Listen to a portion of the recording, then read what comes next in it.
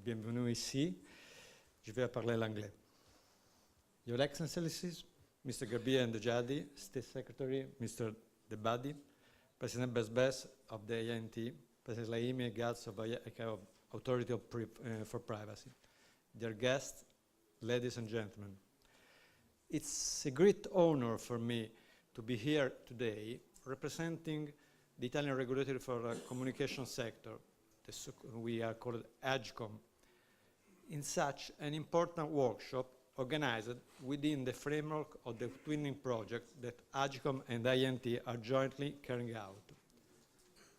As you all know, the institutional twinnings were created by the European Union in 1998 with the aim to promote synergies between the public administration from the EU member states and the corresponding administration from the countries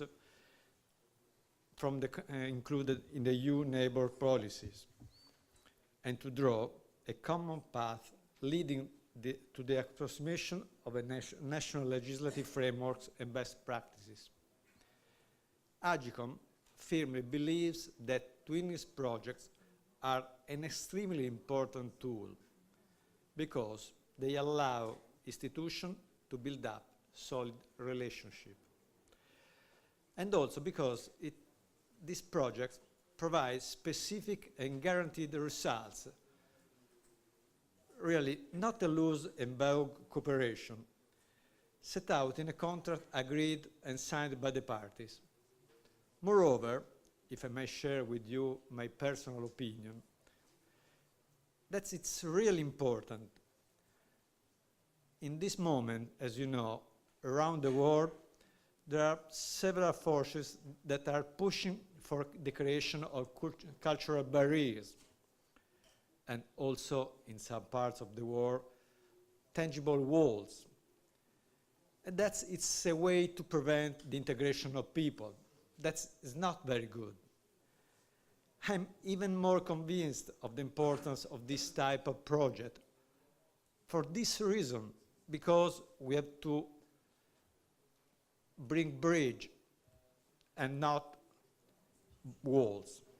Because twinnings are conceived to build bridge, as I say, among people and aim to fostering the goals of openness, cooperation, and integration, which, for example, have always characterized the relationship between Italy and Tunisia. Thanks to this approach that the INT has shared from the very beginning of the project, Mr. President, during our cooperation, we have already dealt with very important topics, such as number portability, the development of efficient universal service obligation in telecommunication, consumer protection, that is an important item that we have to stress, and the emerging phenomena of the communication between machines and the over-the-top services. It's the new frontier that we have to face to understand where the world is going. And the evolution of the European regulatory framework. And last but not least, of course, the independence of regulators. This item, it's the day in which we can discuss about that. And we are here precisely to discuss more in depth these topics. Beyond their typical assets, network industries and public utilities sectors have in common a specific issue, the fact that public interest objectives, which underpin their legal frameworks, are not implemented by traditional public departments acting under the control of the central government, but by sector-specific regulatory authorities. In most countries of the world, these sector-specific regulatory authorities are characterized by, first of all, a certain degree of independence from the market and the policy makers. The second point is the financial autonomy. Third point is specific knowledge and more transparency and accountability. The growing up of these authorities answers to the need of implementing three main principles. Let me start from the ethos of governance. It means that the regulatory authorities have to ensure some important issues. Public interest objectives shall be implemented fairly and efficiently, without political interference or regulatory capture from market players. As you know, if you are captured by someone, you can't regulate anything. The second point that I would like to stress to you is the market efficiency.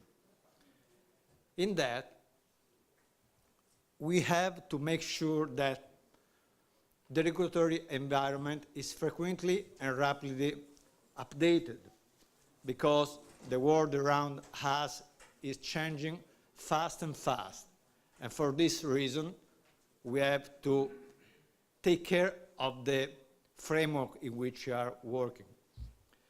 The environment has to be consistent over time and providing a degree of predictability that is essential for attracting investments. And the responsibility of the regulator is to understand the way in which that situation can be happen. Third point is consumer protection. In that, we have to make sure that the market functions to be benefit of the consumer. The market has to be helped offering specific tools to balance the power of the operators. And I want to underline that while the general purpose may be sought also by the government, because we have underlined this idea that the principles of market efficiency and consumer protection are more easily achieved by regulators than by the governments. It's a fact, because if you are independent from the government, you have to be sure that you can have a responsibility to the policy. For this reason, having an administrative subject body that have not a real pressure from government, you should have a better regulation. As a matter of fact, this is precisely the reason why the regulatory authorities were created at the end of the 19th century in the United States. Checking and balance, I can say. And a few decades later, national regulatory authorities were created in Great Britain and then in France. It is a fact that, especially in a period of economic growth, independent regulators are favored because they are endowed with technical expertise. And those subjects may react more quickly than Parliament to the evolution of the market, thus attracting investments. Because we are in the economical field, and in this situation, having a responsible of the implementation of politics should be very important to define rules in the market. When Agicom was founded in 1997, and this year it's we are going to celebrate the 20th anniversaries, the Italian Parliament decided to create a body that will be independent and convergent. At that time, everybody was already stating that the boundaries between the audiovisual sector and the telecommunication sector were blurring. Well, it was something like a dream that after 20 years is going to be defined a reality. I can say this new world that is going to happen was imagined by our parliament and from our government more than 20 years ago. That is important because you can imagine how it's important to have someone that defines the law looking forward, looking wider about the future. And now, with the evolution of the internet and the massive diffusion of the IP technology, the new services, the machine-to-machine world that you know in your real life, and the new operators, the OTT, over the top, that now it's in our life, in every moment. If you take a flight, you arrive in another part of the world, you can have your phone call without having an operator, just using WhatsApp. I started to gain that we are living in a big market.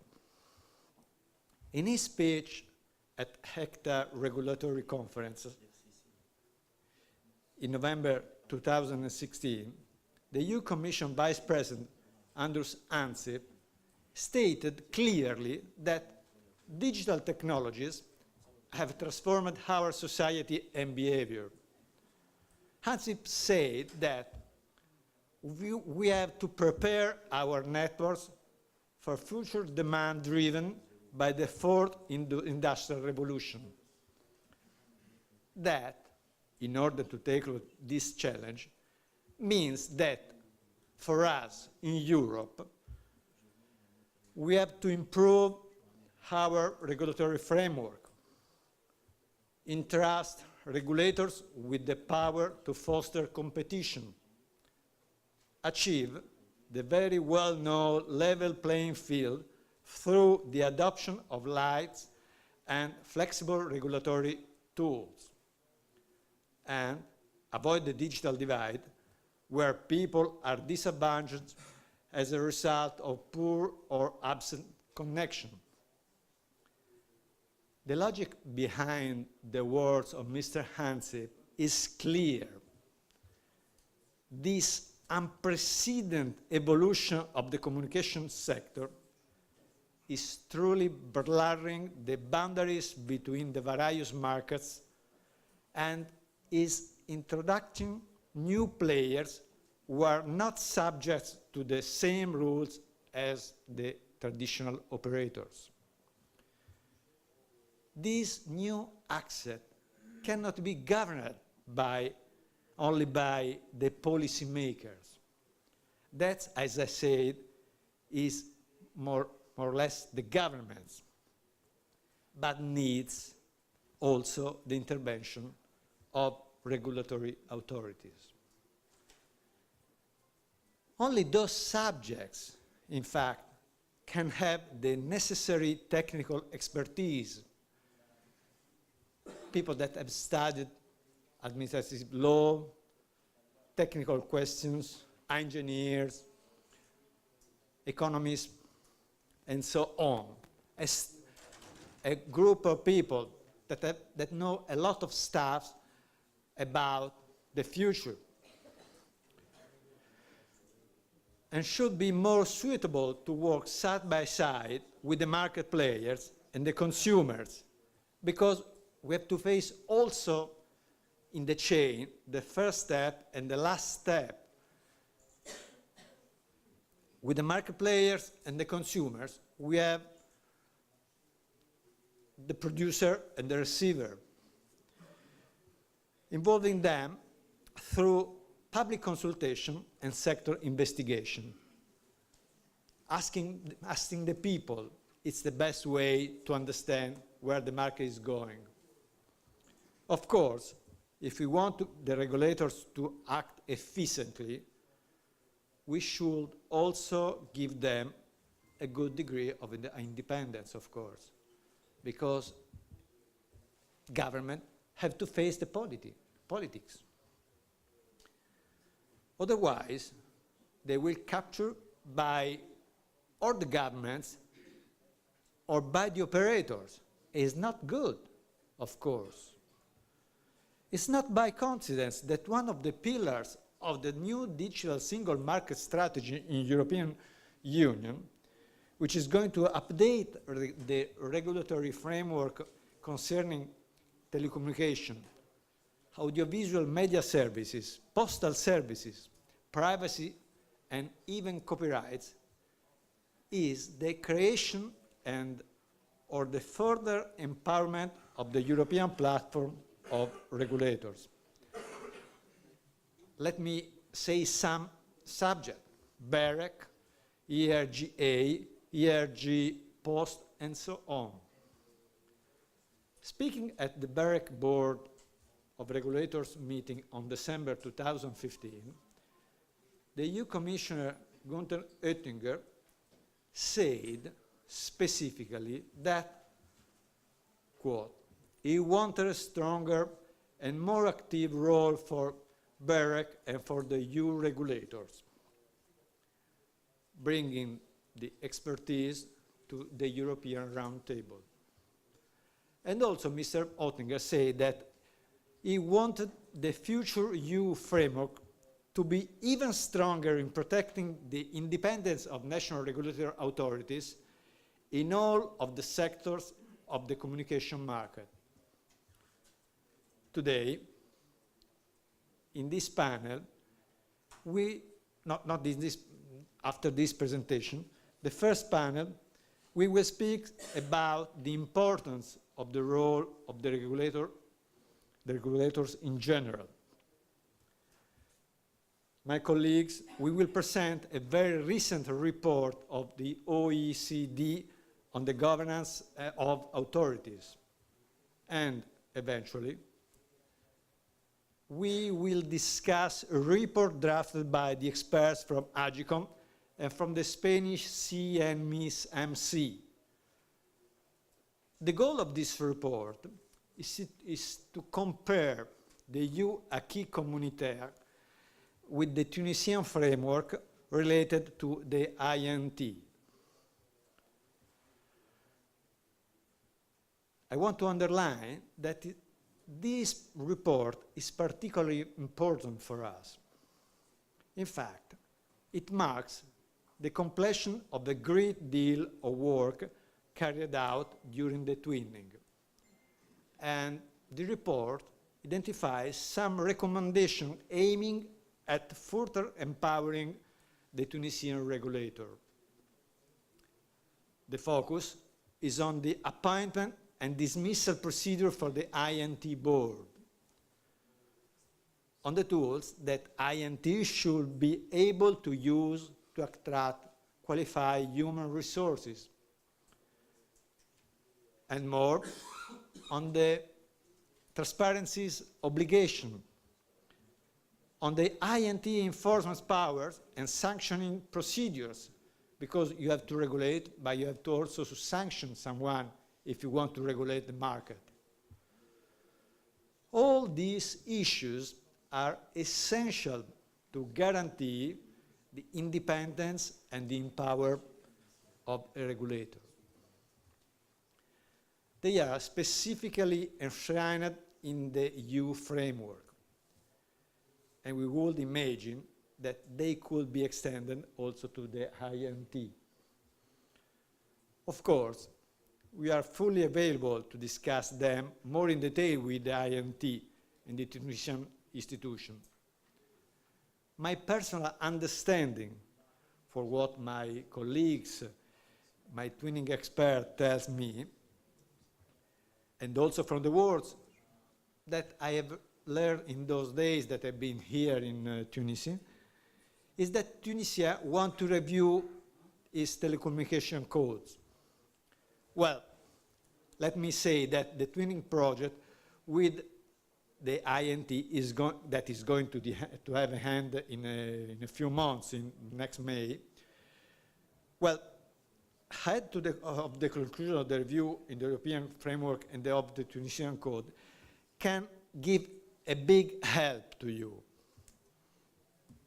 And I think that also the recommendation that we are going to present you in our report should be considered useful in your view of updating your code.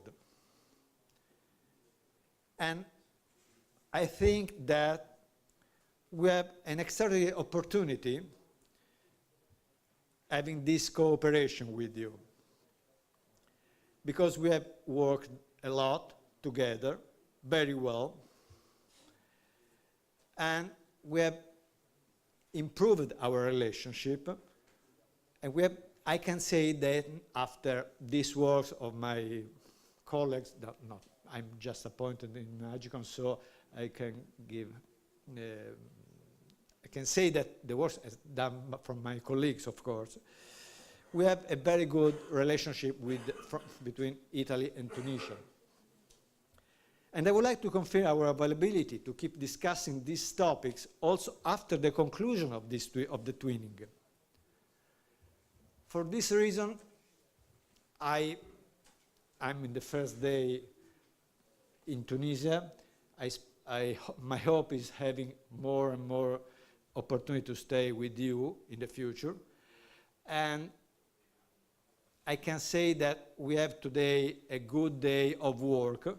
So I thank you for the attention.